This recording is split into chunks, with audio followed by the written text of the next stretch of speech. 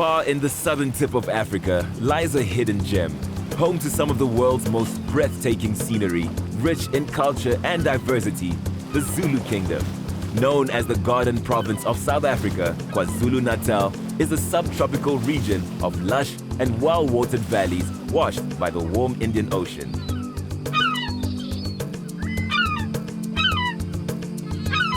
From the top of our world-class Moses Mabhida Stadium, we are able to see a bird's eye view of the city of Durban. Go ahead, look around. Durban is the hub of our province's business and industry and one of the fastest growing urban areas in the world. From here, we can also see the Golden Mile, a prized stretch of land along Durban's North Beach. Let's take a closer look. Lined by palm trees, Durban's Golden Mile is nothing short of surfer's paradise, a fisher's haven, and a filmmaker's dream. Sitting on the edge of the pier, air thick with humidity, you can taste the culture and feel the pulse of the city. At the end of the Golden Mile lies Africa's largest marine theme park, offering a unique location. It's no wonder the province is known as the playground of the country. Also, home to Africa's largest horse racing event, the annual Durban July combines high fashion with sport for nearly 50,000 racegoers. A unique experience that is a testament to the cultural diversity of KZN.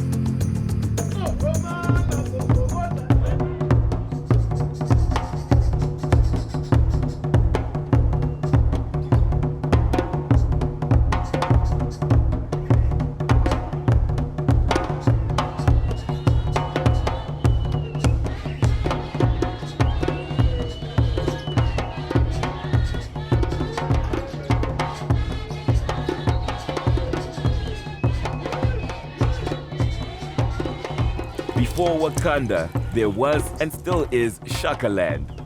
Originally built as a film set for the Shaka Zulu TV series, Shakaland is a unique location that pays homage to the only African nation to have defeated the British Army.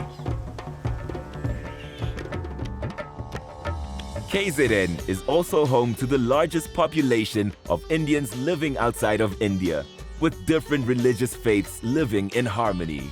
Numerous Hindu temples are situated throughout KZN, with colorful festivals taking place throughout the course of the year. Magnificent colonial buildings are dotted around the province, paying testament to the rich history that helped define the KwaZulu-Natal.